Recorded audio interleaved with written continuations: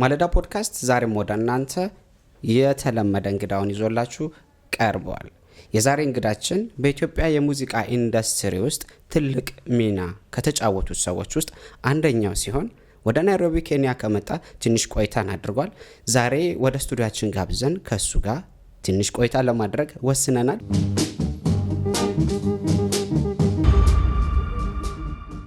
እንግዲህ እንግዳችን እንኳን በደህና መጣህ ለማለት እወዳለሁ። እንኳን ደህና ቆያችሁኝ። እናንተም የማለዳ ሚዲያ አዘጋጆች ለዚህ ግብዣ ወር ለስቱዲዮአችሁ አንዳንድ ውይይት ለማድረግ ስለጋበዛችሁኝ በጣም ደስ ይለኛል። አመሰግናለሁ። ቴንኪው። እንኳን ደህና መጣ በድጋሜ ለማለት እወዳለሁ። እንግዲህ እስኪ እንደው ትንሽ ራስን ከማስተዋወቅ እንጀምርና ፈጠነ ማን ነው ለሚለው እንግዲህ ወደ ኢትዮጵያ የሙዚቃ ኢንዱስትሪ ውስጥ ትንሽ ታዋቂ ነው። ወደዛ ከመግባታችን በፊት ግን በተወሰነ መልኩ አንተ ስለ እድገትህና ስለነበርክበት ሁኔታ ትንሽ ብትነግረን ደስ ይለኛል። ኦኬ። እንደ ማንኛውም ሰው ያው አዲስ አበባ ከተማ ውስጥ ነው የተወለድኩት። ትውልዴ አሁን እዚህ ጋር አንድ ነገር ደስ የሚለኝ ነገር ምን አለ መሰለህ፣ ስለ ራሴ ስገልጽ በዛውም ደግሞ የኢትዮጵያዊነት ምሳሌነትን ሊገልጽ የሚችል ነገር በእኔ ህይወት ውስጥ አንድ ነገር አለ። እሱን በዚህ ሆኔ ሳስተዋውቅ ስሜ ፈጠነ በልሁ አጋ ይባላል። እናቴ ወይዘሮ ትበይንታዬ ትባላለች። ሁለቱም እናቴ ከሰሜን ክፍል ስትሆን ጎንደር ውስጥ የደብረ ታቦር ሰው ናት። አባቴ ኦሮሞ ነው። የሸዋ ደብረ ዘይት አካባቢ ወይም በአሁኑ አጠራር አዳአ የሚባል ምንድነው አታአ የሚባል ቦታ ነው፣ አውራጃ ውስጥ ነው። ከሁለቱ የተገኘው ሰው ነኝ። እድገቴ አዲስ አበባ ነው። ትምህርቴንም እዛው አዲስ አበባ ውስጥ ኤሌመንታሪ የጨረስኩኝ። ከዛም በኋላ ያው የወታደር ልጅ ነኝ። አባቴ ወታደር ስለነበረ ብዙን ሰዓት ላይ ተመላላሽ ሁኔታ ነው። ክፍለ ሀገር የኢትዮጵያ ክፍለ ሀገሮችን ከግማሽ በላይ ዞር ያለው በሙያዬም እንዲሁም በቤተሰብ ማለት ነውና ወደ ኦጋዴን ነው የነበርኩት በአብዛኛው። አባቴ ወደ ምስራቅ የኢትዮጵያ ክፍል ነበረ በወታደርነት የሚያገለግለው። የኦጋዴን አንበሳ የሚባል 3ኛ ክፍለ ጦር ውስጥ ወታደር የነበረ ነው አባቴ እና እዛ ብዙ ጊዜ ቆይቻለሁ። እና አሁን በሶማሌ ክልል ነው፣ ደጋሃቡር የሚባል ቦታ ነው። ከዛ በ69 ጦርነት ነው የለቀቅ ነው። እዛ ውስጥ ነበርኩኝ። ልጅ ነኝ፣ በጣም ህፃን ነኝ።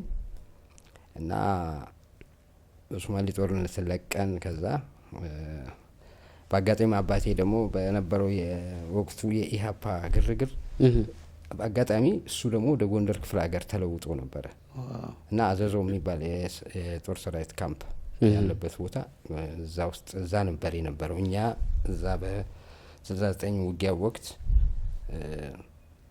እኔና ታላቅ ወንድሜ እንዲሁም ደግሞ ለእኔ እናቴ ነው የምላት።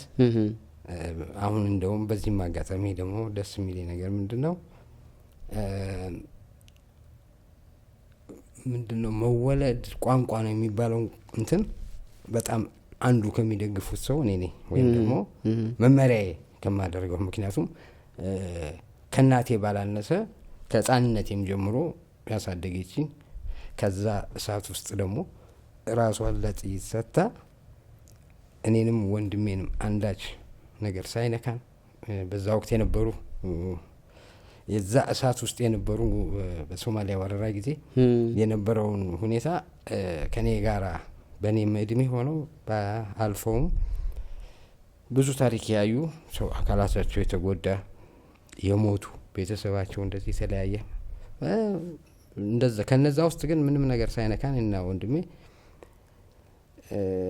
ለአባቴ እስከማስከር እንትኑ ሳላረዝመው ለአባቴ ሞቷል ተብሎ እሱ ተስፋ ቆርጧል። ማንም በዛን ወቅት ከዛ የሚወጣ እንደሌለ ውጭ ያለው እንትን ቤተሰብ እናቴ ተረድታለች። ኦሬዲ ወላጅ እናቴ ማለት ነው ሀዘን ለብሳለች። ሀዘን ለብሳ በተረዳች ለቅሶ ላይ ባለች በአራተኛው ወሯ ላይ ነው በማይታሰብ ሁኔታ እኛ ተርፈን እዛው አዲስ አበባ የሆነ መጠለያ ነገር አዘጋጅተውልን ወደ ምንድነው ቀበና አካባቢ እዛ ውስጥ ቆይተን በሬድ ሲ ነው እንትን ምንድነው ሬድ ክሮስ ነው ከዛ የተከለከበን ከዛ የተረፈነውን ሰዎች ቤተሰብ ለማገናኘት ማለት ነው። የት ነበራችሁ በወቅቱ? መቼ አዲስ አበባ እንደገና ስንመለስ ቀበና አካባቢ የሆነ ልጃች ገብረስላሴ ግቢ የሚባል አለ። በጣም ውብ የሆነ ቦታ ነው። ጋራ ላይ ነው ከተማ እዛው ነው ቀበና ነው 13 ቁጥር ማዞሪያ ላይ ነው ጋራ ነገር አለ። አሁን መናፈሻ ሆኗል፣ ፓርክ ሆኗል። እስካሁንም ድረስ ከኛ ጋራ ከዛ የተሰደዱ ሰዎች በአብዛኛዎቹ እናትና አባቶቻቸው የሞቱት እድል በመንግስቱ ኃይለማርያም በወቅቱ የነበረው መንግስት ወደ ራሻና ኩባ ተልከው በአሁኑ ወቅት ግማሹ ዶክተር ነው፣ ግማሹ ምንድን ብዙ እንትን ህጻናት አምባ የገቡ አሉ። በዛን ወቅት ነው ያ በዛ ታይም ውስጥ እኔ አባቴም እናቴም ስላሉ ነው። እሷም በህይወት ተርፋለች፣ አባቴም አለ። ሶዛት ያ እድል ያጋጠማቸው እና አባታቸው መስዋዕትነት የከፈለ እናታቸው በዛ ጉዳት ላይ ነበሩ። ጓደኞቼ እነሱ የዛን እድል አጋጥሟቸው ወደዛ ሲሄዱ እኔ ደግሞ እናቴ ምንም ነገር ሳይነካን ለአባቴ ያስረከበችን ማለት ነው። እና ይሄንን የሚያደርገው ሬድ ክሮስ ነው። ሬድ ክሮስ ከአባታችን ጋር አባታችንን አፈላለገ። ያለበት ቦታ ሲደርስ ዛች ተአምር ነው። እናቴ እዛው ነው አዲስ አበባ ነው ያለችው። በአጋጣሚ አክስቴ የኔ አክስት እስሬ ናት ያለችው። ጋራ ነገር ነው ቦታው። እዛው ቀበሌ 18 ውስጥ እስሬ ነው ያለችው። እሷ እዛ እንጀራ እየሰበሰበች የምትሰጠን እኮ የምታመጣ። ምክንያቱም እኛ መጠለያ ነን፣ አዲስ ነን ለዛ ቦታ። ሰው የቀበሌው እርዳታ ነው እንተዳደረው። ሬድ ክሮስ አስተባብሮ እንትን የሚለን እና እዛ ውስጥ ምግብ የምትሰጠው የሴቶች ማህበር ኃላፊ የሆነችው አክስት ናት። እኛ አናቃትም ከዛ እኔ ትንሽ በህፃነቴ እንደ ስሜ ነበርኩኝ። አሁን ያ ነገር ባይኖርም ፈጠን ነበር። አዎ እና በአጋጣሚ የሆነ ምግብ ምናምን ሊሰጠን ሲል አጋጣሚ ተጣላን፣ ከህፃናቶች ጋር ግጭት ተፈጠረና ከዛ አየችኝና ትንሽ ደነገጠች። ምክንያቱም እሷም እንደ ሞትን ነው የምታውቀው። ገብቷል። እናቴ እንደተረዳ ሄዳለች። እዛ ደርስ መርዶ ሞተዋል እዛ ተብላ ስለተረዳች እህቷ ናት ሄዳ እዛ ልጠይቃት እንትን ብላለች፣ መታለች እኛ ቤት። እንደ ሞትን ነው የምታውቀው። ከዛ በአጋጣሚ የማለች ነው ምናምን ስትል አጋጣሚ አባቴን ስናገር ማናልክ ምናምን አለች ደንግጣ። ከዛ እኔ ብዙ እንትን ስለማለን ትቻት ያውልሽ ወንድሜ እሱን ጠይቂው ምናምን ነገር አልኳት። ያ ታላቅ ወንድሜ አብረን ያለን። ኦኬ እዛ አሁንም ደነገጠ። እሱ ያስታውቃል። ታላቅ ወንድሜ በደንብ ታውቀዋለች። እሷም ይወዱታል። በጣም ዝምተኛ ነው፣ ይወዱታል። እና ስታይ ያው አየችና ይሄ ነገር ምናምን ብላ ደነገጠች። ከዛ ሁለታችንን ሰበሰበችና እናታችንን እንጀራ እናቴም ማለት ነው ማለት አልፈልግም እኔ እንደዛ የሚል ሰውም በጣም ደስ አይለኝም ካለኝ ለሷ ካለኝ ፍቅር ማለት ነው። እና በኋላ ያው ተጠራችና እናታችን እነዚህ ልጆች አንቺ ናቸው? አዎ ተጠየቀች። አባታቸው እንደዚህ፣ እናታቸውስ? እኔ ነኝ እናታቸው። ግን እናታቸው እዚህ አለች፣ ወለደቻቸው እናት አለች። አዎ እና ማገናኘትም ፈልጌ ነበረ፣ ግን ያው ስለማይቻል ማንም ከበሩ ስለማይቻል ደነገጠች ሴትዮዋ። ራሷ ትታው ነገሩን ማለት ጀመረች። እንዴ እሷ እኮ ተረታለች ሞተዋል ተብለው። ከዛ ሌላ ታሪክ መጣ ማለት ነው። ወዲያው ለእናቴ ተነገራት። እናቴ አላመነችም። ከነ ሀዘን ልብሷን የመጣችው እዛው መርካቶ ነው ቤታችን፣ ወደ መሳለሚያ እንትን አካባቢ ነው። አለም ጤና የሚባል ሰፈር እዛ ጋ ነው የኛ ቤታችን። እና መጡ። እህቴ በጣም ትንሽ ነበረች። የሷን ቀሚስ ይዛ ነበር የምትመጣው። እኔም በጣም ትንሽ ነኝ በዛን ሰዓት ላይ። ከዛ ተጠራን፣ በሜጋፎን አለ ተጠራን። ሄድን ስናይ በዚህ መሀል ላይ ሽሚያ ስለነበረ ታውቃለህ እስከ 4ኛ ክፍል ያን ጊዜ 4ኛ ክፍል ነበርኩ ጦርነቱ እንትን ሲል እና 1ኛ ክፍል ቤት እዚህ አዲስ አበባ ስንማር አባቴ ይመጣና ደግሞ ይሰርቀንና ከሷ ለሷን የተፈረደው የተወሰነው እህቴን ትንሽ ስለነበረች ጡት ስለምትጠባ ሲለያዩ ማለት ነው። እኛ ትንሽ ነበርን ሁለታችን ደግሞ አባታችን ጋር እንድንሆን እኔ 3 አመት ምናምን እንደዛ እኔ ጠንቀቄም አላውቀውም ግን በጣም ህፃን ግን ላይክ አዘ ድሪም የሚታይ ነገር አለ በደንብ ደግሞ የምታውቀው ነገር አለ እና ለተወሰነ ጊዜ ያለ እንትን በሜንስ ቤት ወታደር ሜንስ ቤት አለ እሷ ከሄደች በኋላ በሜንስ ቤት ከዛ ሰራተኛ ነገር አምጥቶ የንተዳደር ነበር። በመሃል ነው እቺን ጠልፎ ያገባት እዛው ያለ እሷን እንዳገባት 1 ወር ምናምን አልቆየም አስታውሳለሁኝ። እንደዚህ በደንብ ነው የሚታወሰኝ። እሱ ተቀይሮ ሄደ የሱ ክፍል ከዛ ተቀይሮ ወደ ጎንደር ሄደ ማለት ነው። በዛን ሰዓት ላይ ብቻችንን ነው አሁን ያለ ነው በተቆራጭ ነው ምን ነው በዚህ መሃል ላይ ነው እርግጠኛ ነኝ 68 አካባቢ ይመስለኛል አባቴ ሄደው ከዛ እዛ 1 አመት ምናምን እንደኖር ነው ውጊያው የተነሳው የሶማሌ ውጊያ ማለት ነው። ከዛ በኋላ ያው እዛ በጦርነት ውስጥ ያው እንደሚታወቀው አለፈ። እኛ እዚህ መተን ኤኒዌይ ተገናኘን ከእናታችን ጋር አትችልም መውሰድ ምክንያቱም እናታችንን አይደለም ሬድ ክሮስ የሚያውቀው አባታችንን ነው። ዛት አባታችን የት እንዳለ ሄደው እዛ በምድር ጦር ምናምን አረጋግጠው መኖሩ ሲረጋገጥ እሱ ቤት አዘጋጅቶ ላኩልኝ አላቸው። በነጻነት ወደ አባታችን ጋር ሄድን ማለት ነው። ከዛም በኋላ እዛ ጋር ነው አሁን ትንሽ አሁን ማደ እድገትም መጣ ወጣትነት ማለት ነው። በኃይል አይደለም ምንድነው የሚባለው ታዳጊ የሚባለው ደረጃ ላይ ደረሰ እና ኤኒዌይ እስከ 74 ነው እዛ የቆየሁት።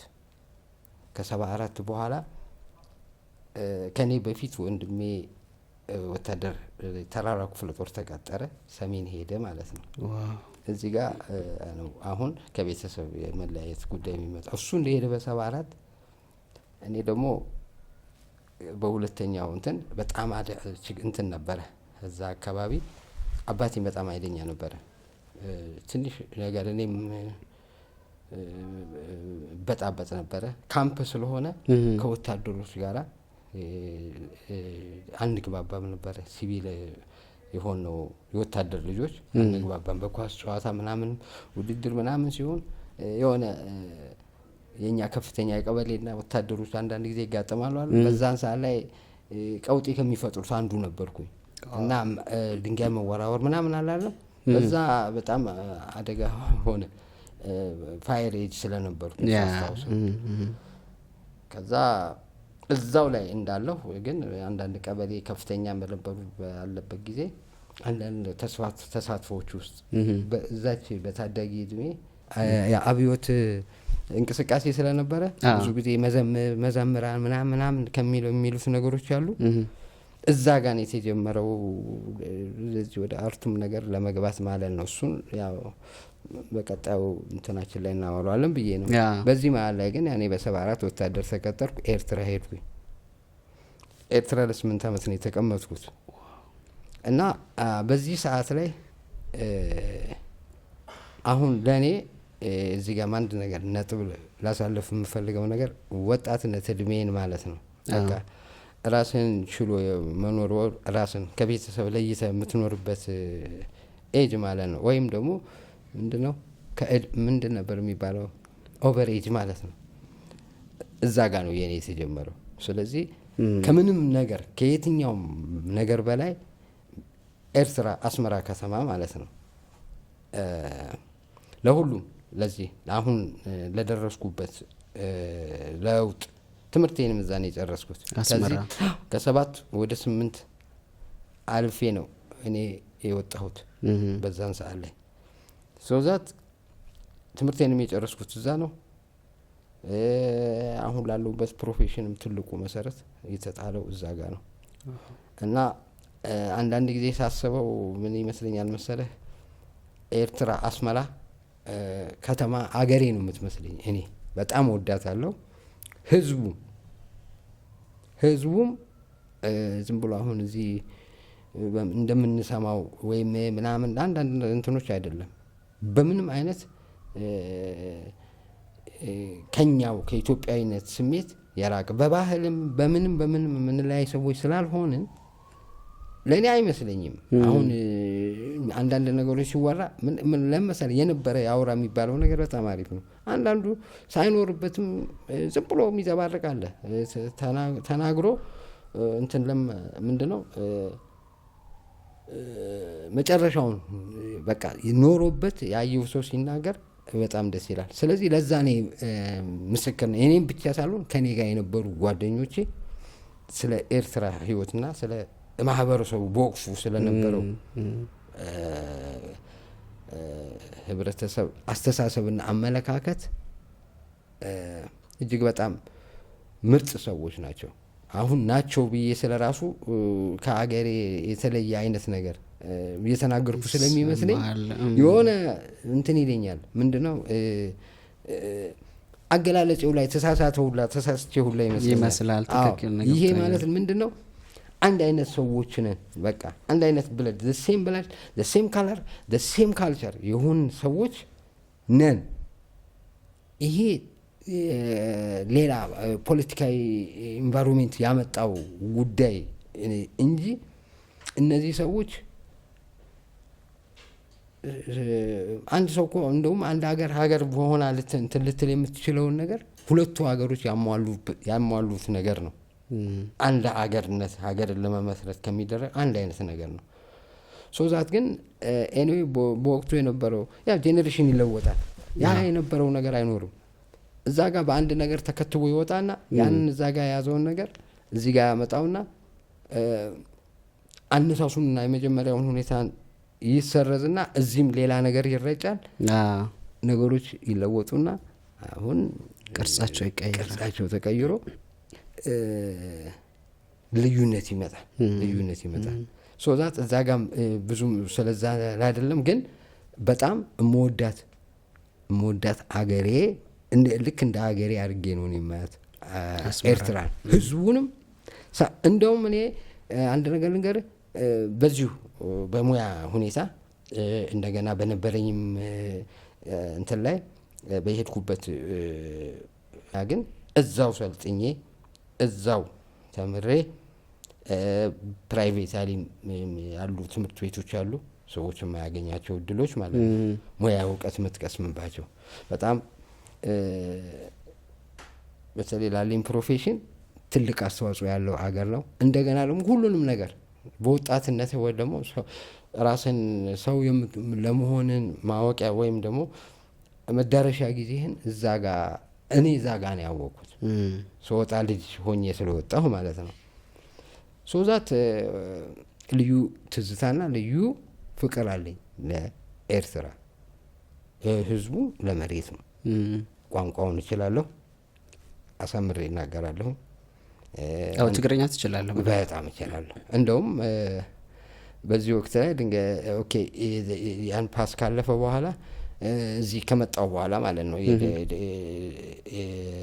ሁሉ ነገር ፓስ አልፎ እኔ አጋጣሚ ለኦፊሰር ኮርስ ተምሬ ጨርሻለሁ ብያለሁ። እና ለኦፊሰር ኮርስ ነው ለዚህ ስመጣ ያው የመንግስት መንገዳገድ ደርግ አለለውም አብዮታዊ ሰራዊት በወቅቱ የነበረው ሶሻሊስት ስርዓት ነው ማለት የደርግ መንግስት አይደለም። ምክንያቱም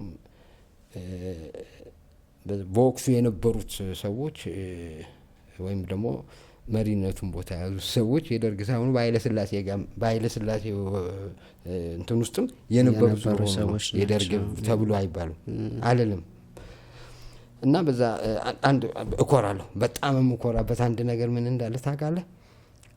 የዛ የጀግናው ሁለተኛ አብዮታዊ ሰራዊት አንዱ አባል ሆኜ እሱ ጋር ሆኜም ለዚች አገራችን ለምንላት ነገር የሚከፈለው መስዋዕትነት አብሬ ከፍዬ እና የዛ አባል በመሆኔ ከምንም በላይ በኔም አብሮኝ በነበሩ ባለፉም ሰዎችም እጅግ እኮራለሁ። እንደውም ልክ የሆነ አንዳንድ ሰው ያመለጠው እድል ምናምን አለ አይደለም፣ ይህንን ነገር ባላየው ኖሮ ብዙ ነገሮችን እንትን አለልም መቋቋም አልችልም ነበረ። ባሳለፍኳቸው ደስ በሚሉ መጥፎ በሆኑም መሰናክል ኦብስታክሎችን አላልፍም ነበረ እና እንደገና በጀግንነቱም እኮራለሁ። በነገራችን ላይ የትኛው የቀድሞ ሰራዊት እንደሚባል አሁን አላውቅም።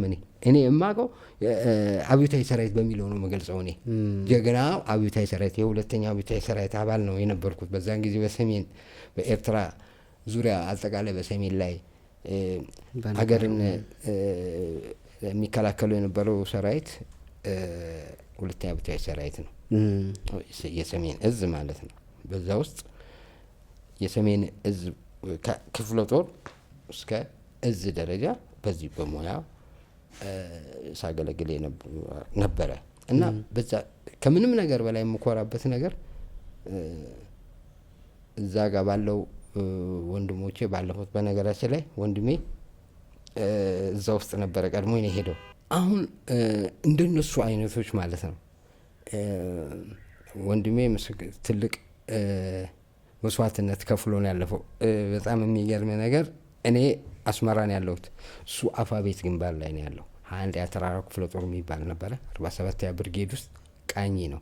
ቃኝ ማለት ደግሞ እጅግ በጣም በሰራዊት ውስጥ ከፍተኛ በዛን ሰዓት ላይ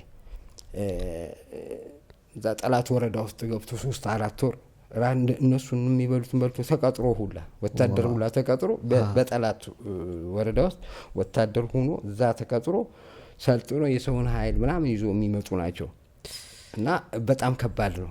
የህይወት መስዋዕትነት የሚጠይቅ ስራ ነው እና እዛ ውስጥ የነበረ ነው ወንድሜ እና በኖርኩበት 8 ዓመት ውስጥ አንድ ጊዜ ብቻ ነው አስመራ ከተማ የመጣ። እሱ ብቻ ሳይሆን ሁሉም ሰራዊት ነው እንትን ነው እረፍት የሚባል ነገር በአብዛኛው አይፈልጉትም። የሚገርምህ አሁን የወንድሜ አንድ ነገር ታሪክ ልንገርህ ባጭሩ ልግለጽልህ እና ምን ያህል በዛን ወቅት የነበረው የኢትዮጵያ ሰራዊት ምን ያህል የእናት ሀገር ፍቅር ከራሱ ከስጋ ወንድሙ ወይም ከቤተሰቡ ምን ያህል አስቀድሞ እንደሚወድ ሀገሩን እንደሚወድ ይሄ ምሳሌ ነው። ይሄንን ነገር ደግሞ ስነግርህ በወቅቱ ከኔ ጋር የነበሩ ሙዚቀኞች የኔ ጓደኞች አብረን ስላለን ነው። እኛ በሄሊኮፕተር ነው የመጣ ነው ከአስመራ አፋቤት ለመጨረሻ ይሄ አሁን የመጨረሻው ውጊያ ማለት ነው። ማለት that means 81 ነው ያ ዓመተ ምህረት አፋቤት የተያዘችበት ውጊያ ማለት ነው። ለዛ ውጊያ በጣም ትልቅ የተደራጀ እና ትልቅ ኦርጋናይዝድ የተደረገ የውጊያ እቅድ ላይ ነው። እኛ ለሰራዊቱ ቅስቀሳ የውጊያ ቅስቀሳ ከመግባቱ በፊት ወኔ ቀስቃሽ ሙዚቃዎችን እንድናሳይ ታዘን ሄድን እዛ። ከዛ እዛ እንደደረስኩኝ አንድ 3 ቀን 2 ቀን ሌላ የተለያዩ ክፍሎች አሉ የምናሳያቸው። በአጋጣሚ እሱ እንትን ሲደርስ በዚህ መሀል እኔ አስፈቀድኩኝ ወንድሜን ባለኝ አጋጣሚ እኔ ጋር 3 ቀን እዚህ ኋላ ወረዳ ማለት ነው እንዲቆይ ብዬ አስፈቀድኩኝ። እዛው እያሳየን ነበረ። እዛ ውስጥ አለ እንደሚመጣ ያውቃል። የግድ ነው ጦሩ መጥቶ እዚህ ጋር ተሰብስቦ እንትን ይላል። በአጋጣሚ እሱ እንትን ምንድነው ቅኝት አልወጣም፣ እዛው ምሽግ ውስጥ ነው ያለው እና ከነዛ ሰዎች ያው እየተለዋወጡ እንትኑን ሙዚቃውን ይመለከታሉ። በዛን ሰዓት እሱ መጥቷል፣ እዛ ውስጥ አለ።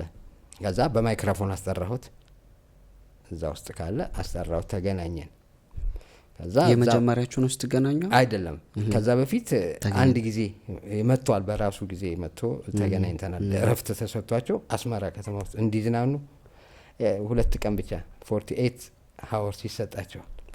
በዛን ሰዓት መጥቶ አንዱን ቀን ለራሱ የመዝናኛ እንትን ሲያደርገው አንደኛውን ቀን እኔ ጋር ነው ቆይቶ በ3ኛው ቀን ወደ ግዳጁ የሄደው። ስለዚህ ሁለተኛችሁ ነው አሁን ስትገናኙ? ይሄ ሁለተኛችን ነው፣ ይሄ ሲሄድ ማለት ነው። እና በጣም እንትን ይላል። የሚገርም ነገር ነው። እዚህ ጋር ማረሳው ነገር ነው። ምን እንዳለ ታውቃለህ? አስፈቅጃለሁኝ 3 ቀን እንዲቆይ ነው። እኛም አንቆይም።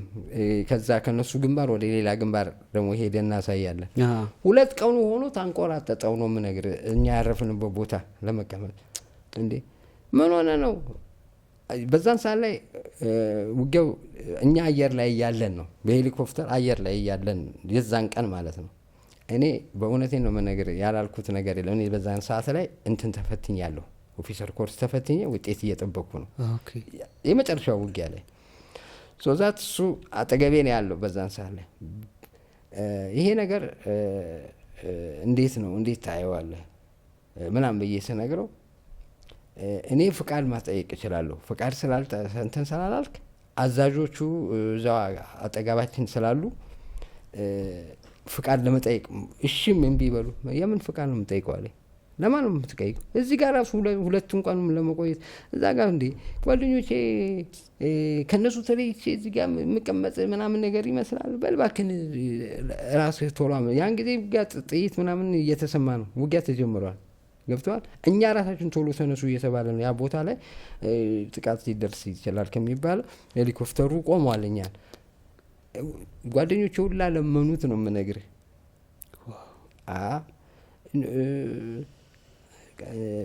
እንደሱ አይነት ጨዋታ ለእናንተ ነው ምናምን ብሎ እኔ የሮጥ ሲሄድ አዋለሁ። እኛ በአየር ላይ እያለን ታች ወደዛ ወደ ቀሪ ክፍሉ መሳሪያው ምናምን ይዞ ወደ ቦታው ላይ ምሳ መኪና ምናምን አለ፣ ወደዛ የሚሄድ ወደ ግንባር በዛ ነው የሚሄደው። እያየሁት ሄደ። እውነቴን ነው የምነግርህ። አስመራ ከተማ ልንደርስ አዲጓደድ ይባላል ኤርፖርቱ። እዛ ለመድረስ ትንሽ ሲቀረን ቅልጥ ያለው ጦርነት ተነስቷል። እና ከኛ ደግሞ ከሙዚቀኛ በቅጣት ሁላ እስር ቤት ውስጥ የተቀጧሉ 2 ወር ምናምን። ይሄ ይከሰታል ተብሎም አይደለም የተቀጧሉ በቅጣት። ብዙ ጊዜ ከተማ ካለ አላስፈላጊ ከተቀጣ ወደ ግንባር ነው የምትላቀው።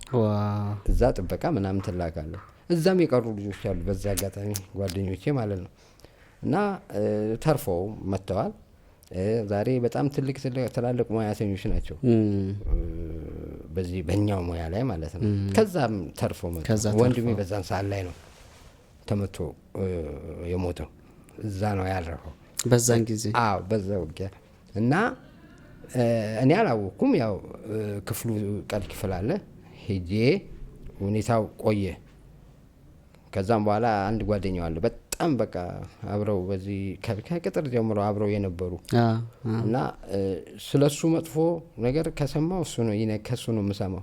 ስለዛኛው ምናምን ሲነግሩ ሲመጣ በሱ እርስ በራሳቸው ነው መልእክት የሚያስተላልፉልኝ።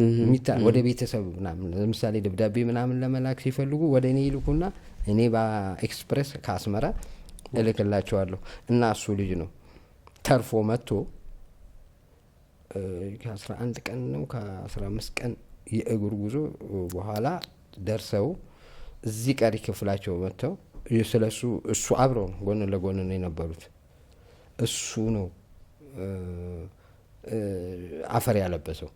በዛ ነው ያረጋገጥ ነው መሞቱን ማረፉን። ከዛ ይህን ያህል እንግዲህ ያን ለመግለጽ ሳይሆን መገለጽ ስላለበት ነው። እና ምን ያህል ለሀገር የነበራቸው ፍቅር በዚህ ይገለጻል ማለት ነው። እስከ መስዋዕትነት ድረስ ማለት ነው። ሶዛት በጣም እኮራለሁ የዛ ትውልድ አንዱ አካል በመሆነ። አዎ በዛ ትውልድ ውስጥም ደግሞ በዛ ሰራዊት ውስጥ ተካትቼ ያንን አይነት የሀገር ፍቅር በእኔ ላይም እንዲሰርጽ አሁንም እኔ ላይ የሀገርን ፍቅር መገለጫው የሚሆነው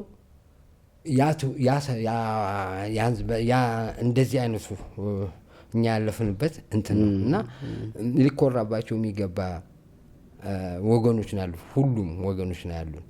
ስለዚህ ከዛ አንጻር ነው የማየው ኢትዮጵያዊነትን። እና አሁን አንተ ብትጠይቀኝ ትልቁ ነገር የተነሳው እዚህ ጋር አባትና እናቴ ማለት ነው። አባቴ ኦሮሞ ነው፣ እናቴ አማራ ናት። ሶዛት አሁን ፈጠነ ምንድን ነው ለሚለው ጥያቄ ኢትዮጵያዊ ነው እንጂ ምንም አይነት መልስ ልሰጣው አልችልም። ይሄንን ምንም አይነት እኔ አላውቅም። ምክንያቱም አልተማርኩትም። በቃ ሳድግም አባቴ ያለበት አገር ውስጥ እዛ ውስጥ በሱ ትራይብ ወይም ደግሞ በሱ መስመር እንደዚህ ነው። እኔ አባቴ አያቴ ኦሮሞ ነው እንደዚህ ነበረ አይደለም ያስተማረኝ። እናቴም እንደዛ ነገር አላስተማረችኝ። ምንድነው እኔ የማውቀው ነገር ብቻ ኢትዮጵያዊ መሆኔን እሱን ነው የምታውቀው። ይሄንን ነው የማውቀው። እንደገና በወጣትነቴ ነው እዛ ውስጥ እንግዲህ ይሄንን ኢትዮጵያዊነትን የሚያቀነቅን እና ለኢትዮጵያዊነት ህይወትን የሚሰጥ እንትን ውስጥ ሜካናይዝድ ውስጥ የገባሁበት እንትን ስለሆነ አሁን በዘመኑ የምንነገረው ኢትዮጵያዊነት ምንነትና የኢትዮጵያዊነት ማንነትና በዛን ዘመን የነበረው እንትን ይለያል እና ኮራለሁ በዛ እና እዚህ ድረስ ነው ያለው እና ዛሬ በምሰማ በተለይ በዚህ ኤርትራን ወዳታለሁ ብያለሁ እና ዛሬ በሚነገረው ነገር እዚህ ትላንትና ተሳስሞ ተቃቅፎ አምኖበት እንደዚህ ደረስኩኝ ብሎ ዛሬ ደግሞ እንደገና ተመልሶ ለጦርነት ምናምን እኔ በተለይ በጣም በቃ ያሳዝነኛል። እና ታዲያ የትኛው ነው በምን ሞራል ነው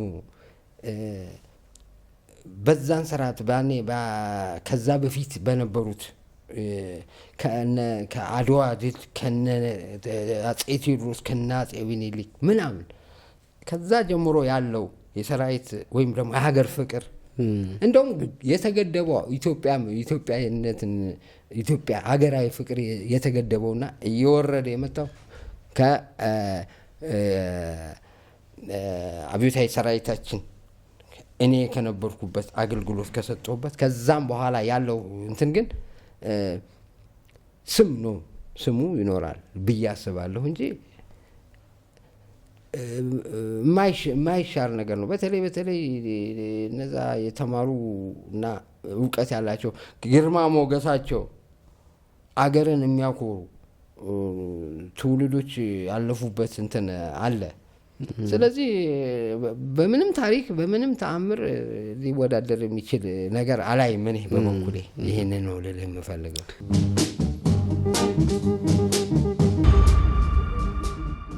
በብዙ ነገሮች አልፈሃል።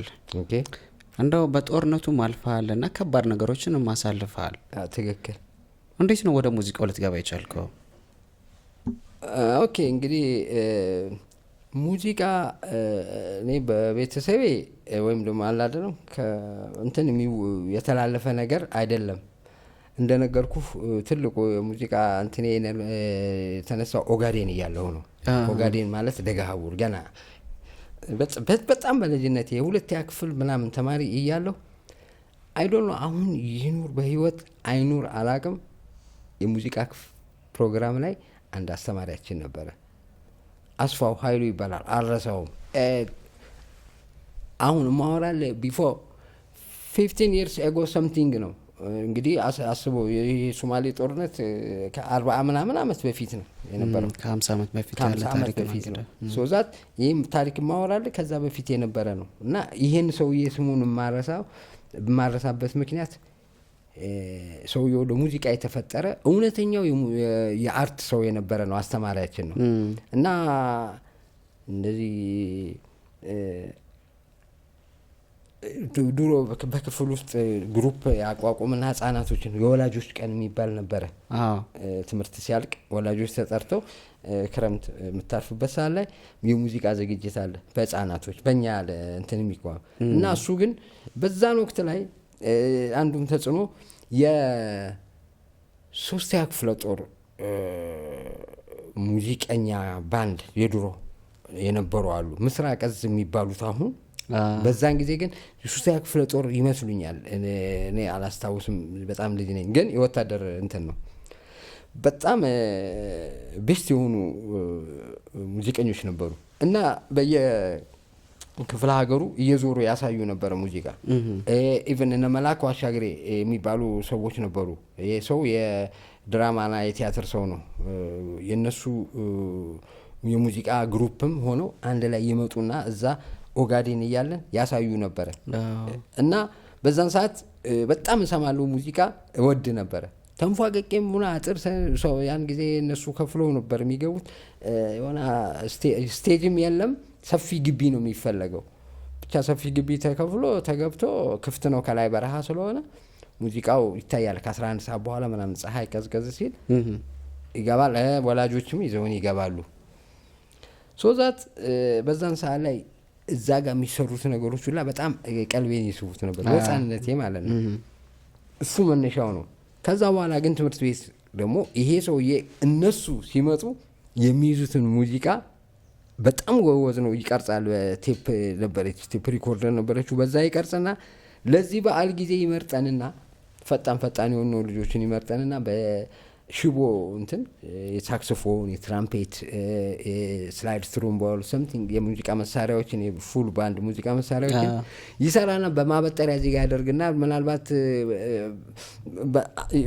ያንግ በእናንተ ዘመን ላይ የዛ ነገር ላይኖር ይችላል ድሮኛ ራሱ ዝም ብለን ማበጠሪያ ላይ ብልጭልጭ ወረቀት ለጥፈን የሚሰጠን የሙዚቃ ድምጽ አለ ልክ ሃርሞኒክ አይነት ሚል ይሁን ቫይብሬት የሚያደርግ ድምጽ አለ በዛ እንጫወት ነበር እሱ ግን ያንን ነገር እንደዛ ለእያንዳንዱ መሳሪያ ቀርጻቸውን ሰጥቶ ፉል ባንድ ያደርገዋል እና ማይክሮፎን ትክክለኛው ማይክሮፎን የትምህርት ቤቱ አለ ለዛ ለወላጆች ቀን ይዘጋጃል እና ዘፋኙም እንደዘፋኝ ልክ እዛ ጋር ያደረጉትን አክት እዚህ ያስተምረናል እነዛ ሙዚቀኞች መጥተው የሰሩትን እና በዛ ነው የጀመርነው ያን በጣም ደስ ይል ነበር ያ በጣም የቃ እዛ ጋር ያየነውን ነገር እነሱ የሰሩትን ያን ጊዜ ምናልባት እንዳሁኑ አልነበረም ምንድነው የሚባለው ድራማቲካል ሚውዚክ ነው የነበረው ዝም ብሎ መስፈን አይደለም ለምሳሌ ወንድና ሴት ከሆኑ የችግርም ከሆነ ስለትና ወንድምነትም ከሆነ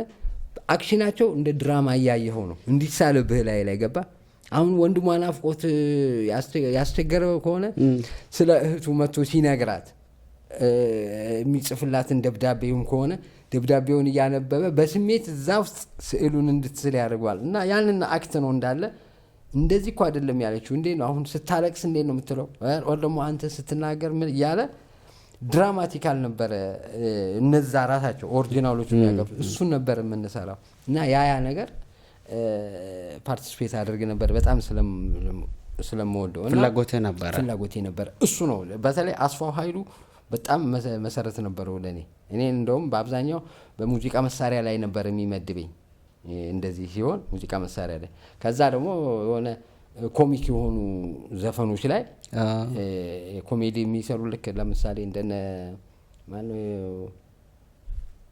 የኛ ተስፋዬ እሱን ይማረው ተስፋዬ ባይ ዘ ዌይ ኢትስ ማይ ቤስት ፍሬንድ ተስፋዬ አስተዋዋቂው ማለት ነው ኮሜዲ እሱ ከኮሜዲው በላይ ናይት ክለብ በምሰራበት ጊዜ እሱን በኋላ አጣላሃለሁ እንደሱ አይነት የሱ አይነት ዜማዊ ስራዎች ምናምን እንድሰራ ነበር እንትን የሚለኝ የሚጋብዘኝ የነበረው ይሄ ነው በቃ ምንጩ መሰረቱ ይሄ ነው ከዚህ ተነሳሁኝ ነገሮች ሁሉ ሙዚቃው ሐሳቤ ከዛ ተነሳ አሁን ባልኩ መሰረት ይሄ የሙዚቃ እንትን ያለበት ሰው አርት ምንድነው ስሙ በውስጡ የሰፈነበት ሰው ኢቭን እድሜውንም ላታውቀው ትችላለህ በጣም ትልቅ ከሆነ በኋላ ማለት እድሜው 60 ምናምንም ከገፋ በኋላ ያ ስሜት ሊመጣበትና በዛን ሰዓት ሁላ ሊገባበት ይችላል ስለዚህ እንደዛ ባይሆንም እኔ እግዚአብሔር እድሉን አመቻቸልኝ እንደነገርኩ እዛው አስመራ በመገባበት ጊዜ እዛ ነው ዘመናዊውን መሰራት ያስኩት መነሻዬ ያሆነ አጋጣሚው ከቀበሌ ከምናምን አላለፈም። ከዛ ወታደር ቤት በሄድኩበት ሰዓት ላይ በአሁን ሰዓት ትልቅ እውቅና የነበረው ሰው ነው። አሁንም ትልቅ የሙዚቃ ሰው ነው። ሜቢ አሁን አዲስ አበባ ነው የሚኖረው። ይስሐቅ ባንጃው ይባላል። ኦኬ። ያ ማለት የኤርትራ ፖሊስ። ለዛ ነው ሁሉ ጊዜ ስለ ኤርትራ ሳነሳ ደስ የሚለኝ። እነሱም የኤርትራ ፖሊስ ነበሩ እና ቤስት የሆኑ ሙዚቀኞች ናቸው። በጣም እውቀቱ ያላቸው በማስተማር እንትናቸውም ከየትኛውም የሙዚቃ ኮሌጅ ባልተናነሰ ሁኔታ በዛን ሰዓት ላይ የሰራዊቱን ክፍል ታይም እንትን እየወሰዱ ለ2 ዓመት ምናምን ለሆነ እንትን ፉል የሙዚቃ ቲዮሪ እና በመደቡ የሙዚቃ መሳሪያ ያስተምሩና ያወጡሃል። እንደው በዛ ወቅት ከነበረው ይቅርታ፣ በዛ ወቅት ከነበረው አንተ ተሰራቸው ከነበሩት ስራዎች ምናልባት ከሙዚቃ መሳሪያዎች በተጨማሪ የግጥም የዜማ ስራዎችን ሰርተህ ታውቂውን? ምናልባት የምታስታውሰው? እሰራለሁ። በዛን ሰዓት አይደለም፣ በዛን ሰዓት በዛን ሰዓት ለእንትኑ የሚያገለግሉትን ለዛ ማለት ላለሁበት አላማ ማለት ነው፣ ለተሰለፍኩበት ወታደራዊ አላማ የሚያገለግሉትን በወቅቱ ከተመረኩ ከወጣ በኋላ ማለት ከዛ ከወጣ በኋላ ሙዚቃ ማቀናብረው እኔ ነበርኩ። በኖት ነው ያን ጊዜ የሚሰራው። የድምጽ ሙከራ የለም? ድምጽ ምናምን አትሞክርም? አለኝ። የምታስታውሰው ነገር እንደው እስኪ? በዛን ሰዓት አልዘፍንም፣ በዛን ሰዓት አይደለም። አሁን ከመጣሁ በኋላ ግን እንትኑ አለ። ምክንያቱ እንዴት እንደሆነ እሱም አንድ የሆነ እንትን አለው፣ ደስ የሚል ነገር አለው። እስኪ እና እዚህ ጋር ምን እንዳለ ታውቃለህ? ከገባንበት እንግዲህ ኦልሬዲ አጀማመሪ ያ ነው።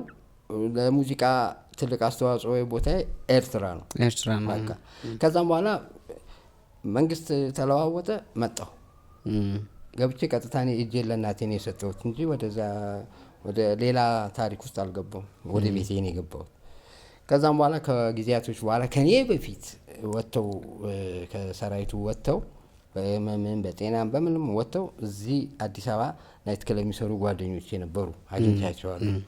ከነሱ ጋር በማገኘው በመገናኘት ናይት ክለብ ጀመርኩኝ። አብረህ መስራት? ናይት ክለብ ጀመርኩኝ። ከዛ እያለ ቀጠልኩኝ። አሁን እዚህ ጋር እንትን ያለው ምንድነው? አሁን ስለጠየቀኝ ለመመለስ ብዬ ነው። ከዚህ በኋላ ነው ማለት ዜማ ለመድረስም ለመጻፍም እና ዘፈን ግን ናይት ክለብ በምሰራበት ጊዜ በመጀመሪያ በጣም ረጅም ጊዜ ቆይታ ብዙ እዛው ኢትዮጵያ ውስጥ ተንቀሳቅሻለሁ። ደሴ ሰርቻለሁ፣ ራስ አምባ ሆቴል የሚባል። የመጀመሪያ የወጣሁት ግን ናዝሬት ነው። ከአዲስ አበባ የወጣሁት የመጀመሪያው ስራዬ የወጣሁት ናዝሬት ነው። ኦርጋን ሆቴል የሚባል ነበረ። እዛ ቦታ ላይ በጣም ከዚህኛው ምክንያቱም ከሚሊቴሪ ማይንድ አስተሳሰብ ወይ ከዛ ስራ ወጥቼ ሲቪላይዝድ ማለት የፍቅር ዘፈኖች ማለት ሶሻል ላይፍ የሆኑ ዘፈኖችን ነው እዛ ጋር የምታቀርበው አይደል? ተዋጋ፣ ገደል፣ ዝመት፣ ጨፍጭፎ በለው መጣውል ምናምን የለም። እዛ ጋር ስለ ፍቅር ነው ኢንጆይ የምታደርገው፣ ህዝብን ነው የምታዝናናው ናይት ክለብ ውስጥ። ሶዛት ወደዛኛው ለመግባት ራሱ ከባህሪም ምናምን ጀምሮ ይከብዳል። ገብቷል እንትን ለማለት እዚህኛው ህብረተሰብ ውስጥ ሌላ ህብረተሰብ ውስጥ ነው አሁን የምትገባው። ገብቷል እና ለመላመዱ ራሱ አንዳንድ ጊዜ ያልሆነ ነገር እዚህ ጋር የሚናገር ሰው ተሰማ ዘራፍ ትላለህ። ኧረ በቀምላ ካቆሞ ይሄን ነገር ጥዬው ላይ ሄድኩበት ጊዜ አለ። ግን ኦሬዲ ውስጡ ስትገባ በቃ ላይፍህ ነውና ያንን ነገር ተከትለህ ተግባብተህ ትኖራለህ። ራስህም እኮ ማቆም ያለብህ ነገር አለ። ትክክል ብለህ ዘራፍ ብትል ታይሙ ያለፈበት ነገርም ሊሆንብህ ይችላልና ያልሆነ አለመግባባት ውስጥ ትደርሳለህ። ኤኒዌይ እዚህ ቦታ ላይ የመጀመሪያ ስራ የሰራሁት ሙዚቃ ያቀናበርኩት የእያዩ ማን ያዘዋል ነው። እያዩ ማን ያዘዋል ማለት የራሱ የሆነ ላይፍ የራሱ የሆነ ታሪክ ያለው ነው እና በጣም ምርጥ የሆነ ዘፋኝ ነው። አንበሳ የሆነ ዘፋኝ ነው። በጣም ፓወር ያለው ነው። በጣም ያለ ነው። በቃ ቤስት የሆነ ሰው ነው። አገር ፍቅር ውስጥ ነው ኦር ራስ ቲያትር አይ ዶንት ኖ እንደዛ ውስጥ ይሰራ ነበር። ሉዶ ወንበር ላይ ወላ ቆሞ ሎሚ ተራ ተራ ነኝ የዘፈንኩት ሁላ ይላል ነበር። ግን እሱ አንዳንድ ጊዜ እሱ ሊሰራቸው ያሰባቸው ነገሮችን ሌላ ሰው ይሰራበትም እንትን በዛ ስሜትም የራሱ ሊያደርጋቸው ይችላል። ግን ይሄ ከታሪኩ ሁኔታ ስሰማው ሲያወራ ሲናገር የሱ ነበር መጀመሪያ። አንድ ሴት ናት ቀጥሎ የዘፈነችው እያዩ ማን ያዘዋል የሱ ነው። ወንበር ላይ ቆሜ ነው የዘፈንኩት። አጭር ነው፣ አሁንም አጭር ነው። ግን በዛ ጊዜ ደግሞ ልጅ ስለነበረ የባሰ እና ስቴጁ ስለማይበቃ ወንበር ላይ ቆሜ ነበር የዘፈንኩት ይላል። የነ ጥላሁን ፓች ነገር ነው ባይደርስም እሱ ጋር በዛ ጄኔሬሽን ውስጥ ያለ ሰው ነው።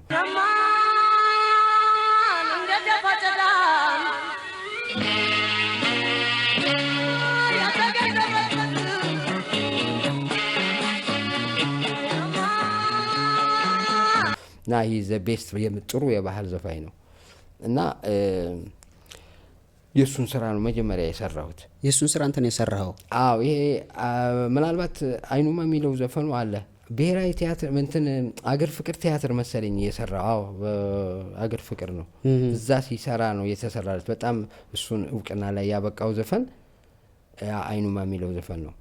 ከዛ ያ አልበም ራሱ የሆነ ልጅቷ ልጅ ነበረች የሚል አንድ ዘፈን አለው። እሱ የሆነ አፍሪካ ዋንጫ ኢትዮጵያ የምታሸንፍበት ጊዜ የሆነ በቃ እንትን መጨፈሪያ የነበረ ዘፈን ነው እና ያ የኔ ስራ አይደለም። ያ የአገር ፍቅር ቲያትር ፉል ባንድ የሰራው ነው።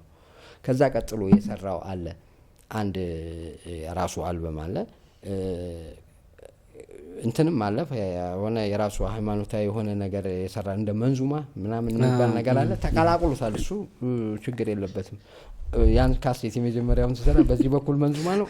ያን ካሴት አይደለም ፓርትና ፓርት ደግሞ አገር ስለ ሀገር ስለ ፍቅር ስለ ምናምን በዚህ በኩል ደግሞ መንዙማ ነው እና ሰውየው ሙደኛ ነው እና ያስቃል ምናምን።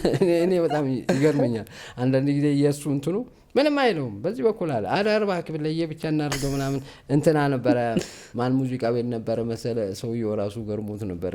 እዚህ መርካቶ ያለ አንድ ሙዚቃ ቤት ነበር የሰራ ነው። ሙልጌታ አባተ በዛ ስራ ላይ ተሳትፏል። ነፍሱን ይማር ሙልጌታ አባተ። አዎ ፓችነን ማለት ይችላልሁኝ። ማለት ሙዚቃ ቅንብር ውስጥ ስንገባ እኩል ታይም ነው የገባችሁት። ግን ቀድሞ ታዋቂነትን አግኝቷል። ልጁ ጎበዝ ነው።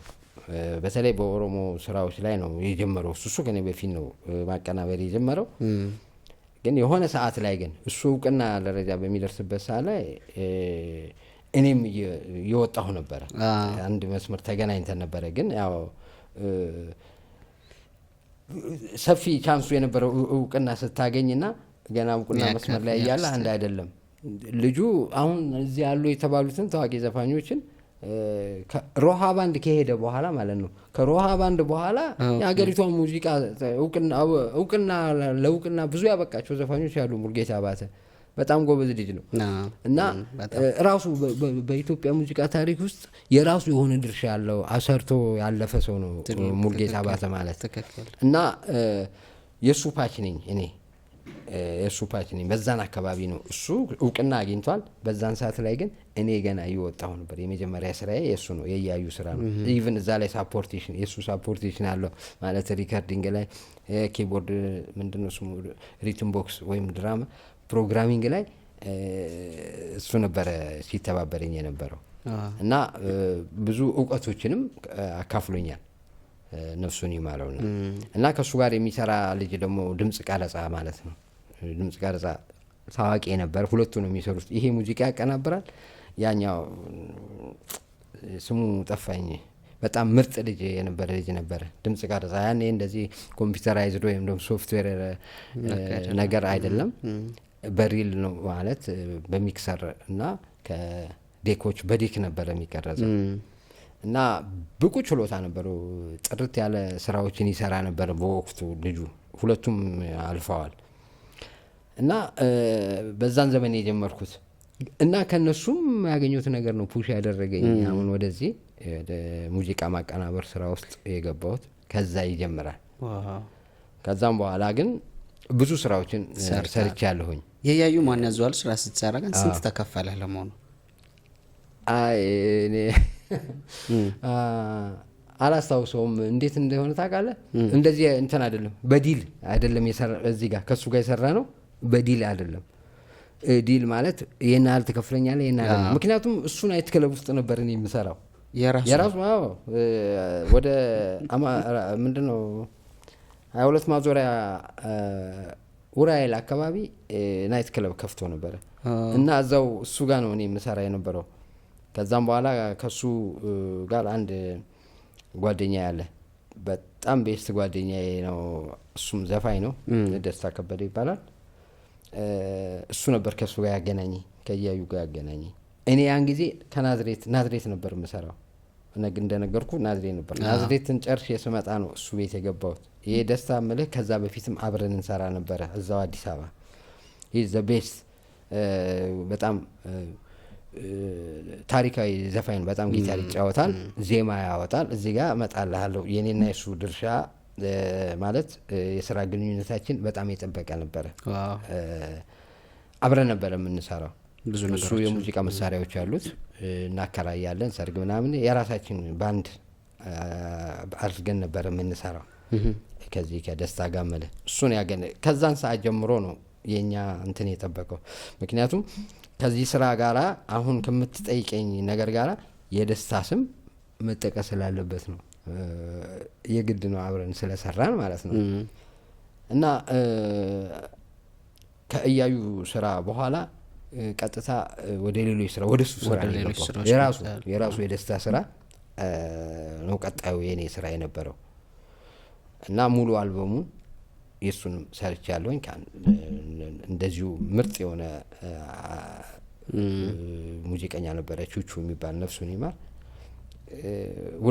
የሁለታችን እንትን ነበረ በደስታ ስራ ላይ ማለት ነው። ያው ሙሉ ሙዚቃውን እኔ በሰራውን ባቀናብረው፣ ያኛው ደግሞ በሚክሲንግ እና በእንትን በጣም ፈጠነ ነው። ዋው ቤዚስት ነው፣ ድራመር ነው። ያኛው ሳክስፎን ይጫወታል።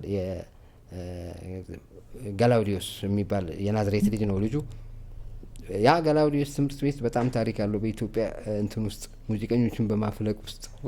ይሄንን በሂደት ነው ማቀው። እነሱ ምስክር ናቸው። እሱ ፋሚሊው ራሱ ሙዚቀኞች ናቸው ማለት ይችላል። እዛ ስትማር ያው ጥሩ ያ ገላውዲዮስ ትምህርት ቤት ማርሽ ባንድ አለው እና ሙዚቃ አንድ ፕሮፌሽናል አድርጎ ነው የሚያስተምርህ። ስለዚህ እነዚህም እዛው እድሉን አግኝተውት በአጋጣሚ ሁለታችንም እነሱ ኔቪ ናቸው።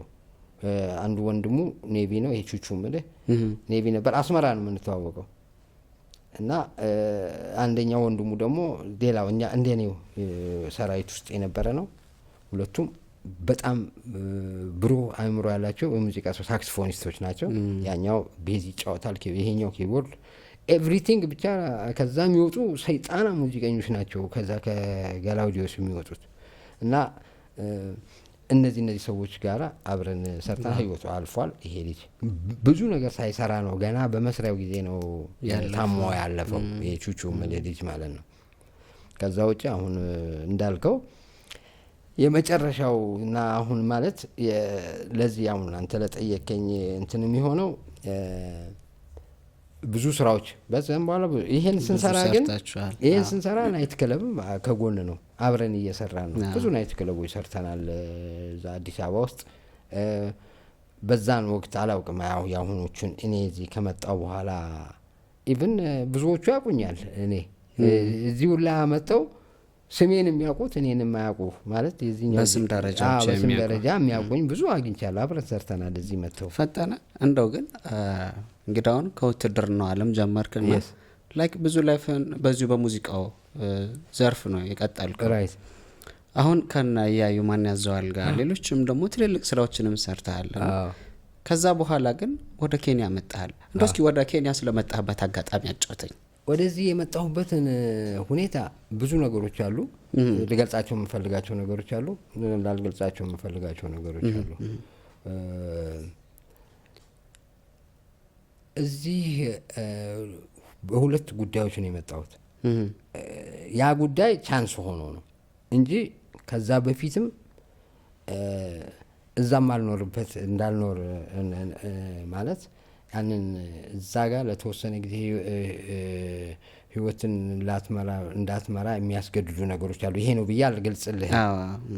ከዛ ውጭ ግን ያንን ነገር በማሰብ ላይ እያለሁኝ የመውጫ ቀዳዳ በማስብበት ሰዓት ላይ አጋጣሚ ዘሴም ታይም ላይ ያ እግዚአብሔር ነገር ነው ወደዚህ የምመጣበት የስራ ከስራ ሙያዬ ጋር በተገናኘ የምመጣበት እድል ተፈጠረ። ከዛ ሾልክ የመውጣበትን መንገድ አገኘሁኝ። ከዛ የበለጠ እንትን ነበረኝ። ከዚህ የበለጠ ሌላ ቻንስ ነበረኝ እዛ ኢትዮጵያ አይደለም ነው ኢትዮጵያ ሞኜ ሌላ ሀገር ለመውጣት። ግን ምንድነው ወደዚህ የመጣሁበት ምክንያት አረብ ሀገር ለመሄድ ኤቭሪቲንግ ሞልቼ ኤቭሪቲንግ ጨርሼ የአንድ ወር ጊዜ እየጠበኩ ነበረ። ግን አንድ ወር ብጠብቅ ወደዛ እሄዳለሁ። ላልጠብቅም የምችልበት ጉዳይ ይሄኛው አጋጣሚ ቶሎ የሚሆን ነገር ነው የምፈልገው፣ ሀገር የምወጣበትን ነገር አጋጣሚ ይሄ ነገር መጣ። ወደዚህ የሚያመጣኝ ነገር ከዛኛው ፈጠነልኝ። ስለዚህ ወደዚህ መጣ። ለዛውም ከሙያ ጋር በተገናኘ መልኩ ስለሆነ ለማመልጥበትም መንገድ አጋጣሚ ተመቻቸልኝ። ሁሉ ነገር ተመቻቸልኝ። ስለዚህ ወደዚህ መጣሁ። እዚህ መጣሁኝ። ያው ስራ ጀመርኩኝ እዚህ ማለት ነው። በድርጅት ነበር የመጣው ስትመጣ ወይስ?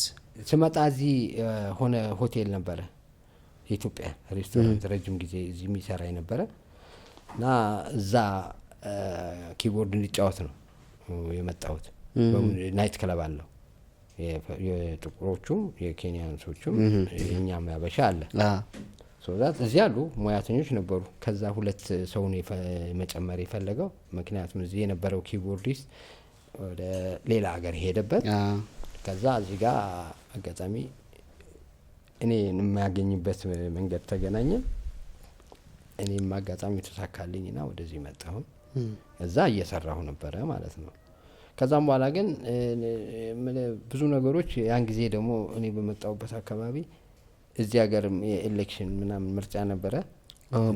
በወቅቱ ምርጫ ነበረ። that means 2006 መጨረሻ ላይ የፋሲካ ጾም እንደተፈታ ነው እዚህ የደረስኩት።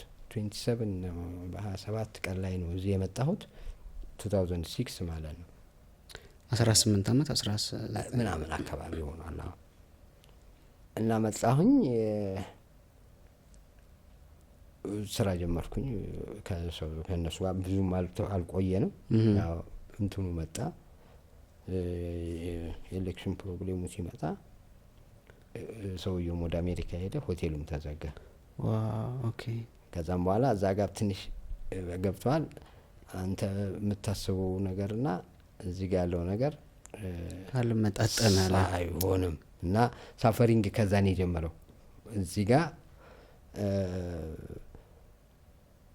በጣም የሰው ሀገር ነው። ቋንቋ ምላለ በወቅቱ ቋንቋ አለ። እንደገና ደግሞ የሴኩሪቲ ጉዳይ የሴኩሪቲ ጉዳይ ዋጋ ነበር የሚያስከፍለው በዛን ሰዓት ላይ። ኢቭን እንደውም በዛን ወቅት ላይ ሰርተ ከምታገኘውን ነገር ከዚህ አይነት ከአገሪቱ ሴኩሪቲ ህጋዊ ነው፣ ህግ ነው። በቃ መኖር ባለበት በህጋዊነት ነው የምትኖረው። እነሱም እንትናቸው ነው፣ ስራቸው ነው፣ የግድ ነው። አንተ ደግሞ መቆየት መቆየት ትፈልጋለህ። ስለዚህ ያገኘውን ነገር በእጅም በእግርም እየሄድክ ቀጣዩን መጪውን ህይወትን ለማስተካከል ትጥራለህ እንደ ማንኛውም ስደተኛ። ከዛም በኋላ ስደተኛ ነው የሆንኩት። ስለዚህ ወደ ሀገርህ ለመሄድ ምናልባት እንደው በድርጅት ስለሆነ የመጣው ድርጅቱ ራሱ ሊመልስህ አልሞከረም ወይስ አንተ መመለሱን አልፈለግኩም ነበር? ነገርኩህ እኮ የነገርኩህ ጉዳይ እኔ እኮ መሄድ መውጣት ፈልገህ ነበር። ኦፍ ኮርስ ግን በነበረው ሀገሪቱ ሁኔታ እዛ ጋር የምቆይበት ሁኔታ አልነበረም። ገብቷል። ያለሁበት ሁኔታ ከተወሰነ ጊዜ በኋላ ከሆነ ፖለቲካዊ ለውጥ በኋላ ጥሩ ሁኔታዎች አልነበሩ። በራሴ አቅጣጫ ልናገረው ስለማልፈልግ ነው፣ አላስፈላጊ ነው። ሶዛት ችግር ነበረ። በአንድ ወቅት ህይወትን እስከ ማጣት ድረስ ደርሼ ነበረ። ሬሳዬን በራፍ ላይ ነበር ያስቀመጡት። በዛን ጊዜ ምናልባት ታስታውስ እንደሆነ በቅንጅት እንትን ላይ ፕሮግራም ላይ እኔ በመጀመሪያ የፖለቲካ ሰው አይደለሁም። ከፖለቲካ የሚባል ነገር እንደሚያስጠላኝ ሌላ ነገር የሚያስጠላኝ ነገር የለም። እና በወቅቱ ቢዝነስ ነው ስራዬ። አሁን እዚህ ጋር ተመልከት እንግዲህ ለወንጀለኛ ተቆጥረህ እንትን የምትልበት ያ ነው። ከዛም ሊያስወጣኝ የቻለበት ምክንያት በወቅቱ በቅንጅት ምናምን የፖለቲካ ቅስቀሳ በነበረበት ሰዓት ላይ ቢግ ቢዝነስ የነበረው ወይም ገንዘብ ማግኛ ምንጭ የነበረው ምንድን ነው? ለፓርቲዎች ቅስቀሳ ማድረግ ነው። ገብቷል። በሙያ መኪና ላይ ፍሎት ላይ ቅስቀሳ ያደረጋል አይደል? ለምርጫ ቅስቀሳ ማለት ነው። ዳት ሚንስ እዚህ ጋር ምንድነው የሚባለው እዚህ ምን እንዳለው ነገር ማለት ነው። ሶዛት በዛን ሰዓት ላይ እኔ የተመቸኝ እንትን ላይ ነው፣ ደህና የከፈለኝ ላይ ነው እንጂ የሱ ቅንጅት የሱ ያሊግ የሱ ገለመሌ ዶንት ኬር አይሰማኝም። ገንዘቡ ብቻ ነበር ልጆቼን ማሳደግበትና ህይወቴን የምለውጥበት ነገር ነው። ደስ የሚለውም ደግሞ ምንድነው የምንሰራው ዘፈን ከሌን እንደዚህ ይበልልኝ አይደለም። እዛ ናይት ክለብ የምንሰራው ዘፈን ነው የሚሰራው፣ የማሙድ ዘፈን ነው የሚዘፈነው። ስለ እናት ሀገር ከሆነ ደግሞ እናት ሀገርን የሚገልጽ ዘፈን ነው የሚዘፈነው እንጂ ለቅንጅት ተብሎ የወጣ ዘፈን የለም። ለኢህአዲግ ተብሎ የወጣ ዘፈን የለም። ወይም ደግሞ ለሌላው ፓርቲ ተብሎ የምንሰራው ነገር የለም። በቃ ምንድነው ልዩነቱ? ያው መኪናው ላይ የሚለጠፉ ፖስተሮች ናቸው። ገባ። በዛን ሰዓት ላይ የሆነ ግሩፕ ጠይቆኝ ነበር እኔ። እሱ ደግሞ አይመቸኝም። እኔ እንግዲህ ካሳለፍኩት ነገር ሁኔታ ማለት ነው፣ ፓስ ካደረኩት ነገር ቅድም ህይወቴን ታሪኬን ነገር ያለው ከዛ የተማርኳቸው ያስኳቸው እስካሁን የጠቀሙኝ ጥሩ ነገሮች አሉ። የማልፈልጋቸው ደግሞ አላስፈላጊ የሆኑ ነገሮች አሉ። ስለዚህ በወቅቱ የነበረው መንግስት ማለት ነው፣ በዛን ሰዓት ላይ የነበረው መንግስት ተጠይቄ ነበረ። ዛፍ በአካባቢ የነበረ እንትን በአካባቢ የነበረ ቀበሌ ምናምን የከነማ ገለመሌ የነሱ እንትን በዛ ፕሮግራሙን እንድሰራላቸው ጠይቀው ነበረ። ኦኬ ፍላጎቴ አይደለም። ኢቭን ራሱ ገንዘብን ቢከፍሉኝ ፍላጎቴ አልነበረም።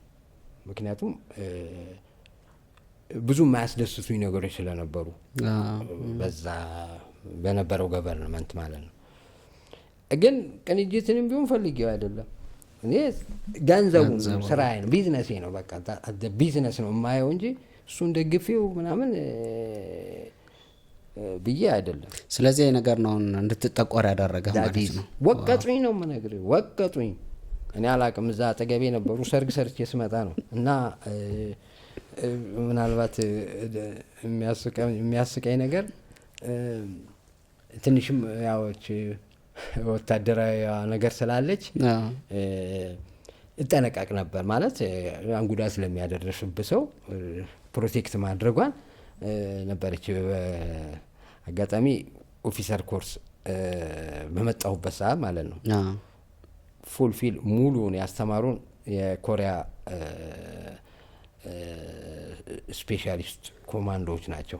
እኛን 1000 ሰው ብቻ ነን። ዝም ብሎ 50,000 30,000 የሚገባው አይነት አይደለም። ኦፊሰር ስለሆንን ስፓርታክ ያድ ኦፊሰር ሳይሰለጠናለን ለብቻችን እና በጣም አሪፍ ነገር ነው ያሳዩን። ጁዶም ሰልጠናል? አዎ ቴኳንዶ ጠቅላላ። ይሄ ማለት ምናልባት ምንድነው አገሪቷ እንትን አለ ምንድነው ኢኮኖሚካል አለመቻሉ ነው እንጂ ይሄ ስፓርታኪያድ የሚባለው ሰራዊት ሲቋቋም ራሱ ህጉ የሚለው ኢንተርናሽናል እንትኑ መመሪያው ምንም ነገር በምድር ላይ ያለውን ነገር ሁላ መጠቀም መቻል አለበት። በችግሩ ተቸገረ ማለት የለበትም። እንደ ኢንፋንተሪ የሚዋጋ አይደለም። ታንክ ካገኘ ታንክ መማር አለበት ህጉ። ግን አገራችን ስለማይፈቅድ እነዛ ግን በእንጨትም ምንም እየቀረጠፉ እያንዳንዱን ነገር አስተምረውናል። እና በዛን ወቅት እነዚህ ሰዎች እኔ ሰፈሬ ቤቴ ማለት ነው እዛው ወደ መሳለሚያ መብራት ኃይል የሚባል ቦታ አለ። እዛ ጋር የሆነ ካምፕ መስርተው ነበረ። ምንድነው መጋዚን ነው አጋዚን ቀይ ኮፍያ የሚያደርጉት ነው። በጣም የተከበበበት ጊዜ ከተማው ማለት ነው ውስጥ በዛን ሰዓት ላይ ነው እኔ ከሰርግ ሰርቼ ሀገር ሰላም ነው ብዬ ትንሽ እዛው ሰርግ ላይም ደግሞ ቀምቅመናል። ሞቅ ብሎኛል። ታክሲ ነው በታክሲ ይዤ መጥቼ እንቅፋት ቤታችን አጠገብ ከመድረሴ ገና ስለሆነ ሰዓቱ 4 ሰዓት አካባቢ ነው። አይ በዚህ ሰዓት ማልገባም እዚህ እንትን ስታንድ ባይ ነገር አድርገውት ሰፈሩ ጭር ብሏል። አልተባለም ግን ሰው ይፈራል። ሰራዊቱም ስለሚያይ እዛ ጋር ቆሞ መሳሪያ ይዞ ጥሩ ታንክ አቆሙብህ ምናምን ነገር እኔ ያው ስለማውቀው ያንን ታሪክ ብዙም አልፈራቸውም። እኔ ኖርማል ነው ብለን ነው ኖርማል ራሱ በሰራዊት ውስጥም ስለነበርኩኝ ሲቪል ውስጥ ይፈራል። መሳሪያ እንደዚህ ወጥረህበት እንዴት አድርጎ ነው የሚያልፈው? እነሱ እዚህ አካሉ በዛ ነበር የሚያልፈው። እኔ በዛን ሰዓትም እርግጥ ራሱ መጠበቅ ያስፈልጋል። ከባድ ሰዓት ነበረ። በጣም የሚገርመው ከታክሲ ወረድኩና እዚህ ግድ 1-2 ብዬ ልግባ ብዬ ቤት ያጠገብ ነው 150 ሜትር ምናምን ነው ከቤት ያ ባር ያለው። እሺ ገባውና እዛ 1-2 ድራፍት ጠጥቼ ልግባ ምናምን ብዬ እዛ ቁጭ ጠጥቼ አንዱ መጣ ይዞ በትግርኛ ነው የተናገረው። ያን ጊዜ ደግሞ እኔ ደም ፍላት ስላለኝ ያለው ነገር ሁላ ስለሚያሳመመኝ ራሴን አውቃለሁ ነገር ያለው ትግርኛ።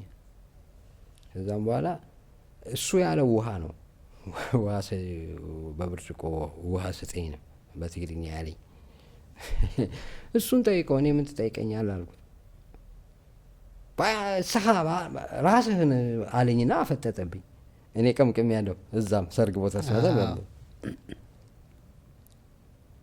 ሰውዬ ሰራተኛና እንግዳ ልዩነት አታይም እንደ ምናምን አልኩት።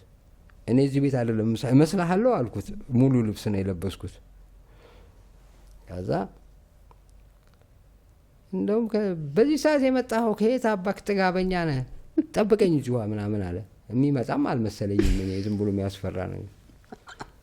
ከዛም በኋላ አንድ ማዕረግ ያደረገ ሻምበል ማዕረግ ያደረገ ቀጭን ሰው መጣ። አንዴ እንፈልጋለን ውጭ ያሉኝ። ወንድሜ ጊዜም አልሰጡኝም ነው። ቤት ውስጥ አለ ቡና ቤት ውስጥ አይደለም። በራፉ ላይ ግን ዱቄት ነው ያደረጉኝ። በቃ ደበደቡ። አዎ ግን የተናደዱት በምንድነው እዚህ ጋር ለነገር የፈለኩት እንደ ጠራኝ እኔ አስቤያለሁ። ከኋላ የሆነብኝ ይሄ ሻምበሉ ያስታውቃል። ኮማንዶ ነገር እንደተማረ እዛ እንትን እንዳለው አቋሙ ያስታውቃል።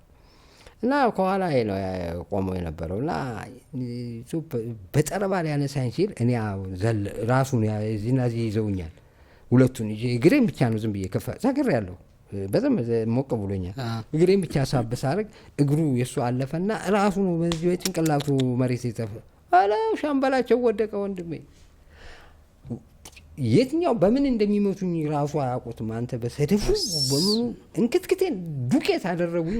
መንቀሳቀስ አልችልም። ከዛስ እንደዛም ሆኖ ከኪሴ መታወቂያ ያወጡት መታወቂያ አይና ያወጡትና ማን ነው የሚለው አሉኝ። የለውም እኮ እኔ መናገር አልችልም። ትንፋሽ ላይ ሰው እነዚህን ተባብሮታል። ከዛም በኋላ አታነብም እንዴ ይሄንን ይኸው ከዛ አንብበው በግድ ከዛም በኋላ እኔም እልህ ይዞኛል። እንደዛም ተመስቼም ሰባብረውኝም እልህ ይዞኛል። እየረገጡኝ ነው እንደዛ ሲል አንብበው የት ነው ሰፈር እንዴ በራፊ ላይ እኮ ነው መጣችሁ ይጣላችሁኝ ለካ እነሱ እዛ ሰፈር አንድ እንትን እኛ ሰፈር ደግሞ በጣም ጥላቻ ነበረባቸው እና አንድ መኪና በጣም ቁልቁለት ነው የኛ ሰፈር ፈረጃ ወንዝ የሚባል እዛ ጋር እንትን ድንጋይ ታኮ ጎማ ዘግተው መንገድ ከላይ መኪናው እየበረረ ሲመጣ ያንን ጎማ ይዞት ተከስክሰው ገደል ገብተዋል እና በጣም እዛ ጋር ጥንቃቄ ያደርጋሉ። ሰውንም አይወዱትም። ተንከሲስ ነው ያለው እዛ ሰፈር ራሱ እና እንዴ እዚህ ሆነ እንዴ ምናምን እግዚአብሔር እንደዚህ ያ ልብስ የለበስኩት ልብስ አስበው ሰርግ ቦታ የተለበሰ ልብስ አፈር ዱቄት አድርገውን አፈር ጆንያ መስሏል ልብስ እዛ አንስተው እንደዚህ ጅዋጩ ወይ ምንድነው ምናምን ይሄንን ለልጆችህ ልጅ ካለህም ለልጅህ ከሌለም እዛ ሰፈር ላሉት ወንበዴዎች እንመጣላቸው እንደርሰላቸዋለን ይሄንን ያንተ ልጅ ይሆናል አንዱ ወይ ወንድም እህት ይሆናል ነገራቸው እንደዚህ ዱቄት እናደርጋለን መኪናው ላይ ወረወሩኝ እነሱ መኪና ላይ ማለት ነው አመጡና ቤቴ ያው አስፋልቱ በኔ በር ነው የሚያልፉት የት ጋር ነው ቤት አሉኝ ይሄ ነው ይሄ ግቢ ነው አልኳቸው አምጥተው አልችልም መንቀሳቀስ መተንፈሱ አልችልም አንስተውኝ እዛ ላይ ወረወሩኝ ከዛ እንደዚህ ተደግፌ ወድቄ ሲስተር ናት ደንግጣ በሩን ስትከፍተው እኔ ወድቄያለሁ እሷ ቀምቀም ይመስሏታል ድራሽ የለም ማለት ኧረ እባክሽ እንደዚህ ወድ ሆኜ ታውቂያለሽ እንዴ ምናምን አልኳት ገባው ስታው ሰውነቴ የለም 3 ቀን ነው ምናምን አስተውሳለሁ ከቤት አልወጣሁኝም እሱንም እየተንቀሳቀሱ ስራ ተው ያንወልም በምን ሰራለሁ በሰደፍ ሰውነቴን ሰባብረውት ከዛ አስቸጋሪ ሁኔታ ከዛ ወዲያ በጣም ለካ እነሱ ነጥብ ሁላ ይዘውብኛል ያ ነገር ሁኔታ አስፈሪ ሆነ ለማንም የሚያውቅ የለም ይሄንን እኔ ነኝ የሚደርሰኝ መልእክትም ምንም ሁሉም ነገር ይሄ ደግሞ ቤተሰብ እንዳያውቁት ስለማልፈልግ ሌላ መደናገጥ ስለሚመጣ ማስተካከል ያለብኝ መጓጓዣ የመውጣቴን እንትን ነው ስለዚህ በተገኘው አጋጣሚ ያው ወደዚህ ስለዚህ ወደ ኢትዮጵያ መመለሱን ነገር በቃ ደምደምሃል እንደማይሆን አይሆን ከዛ በኋላ ታዲያ ኑሮውን እንዴት ገፋው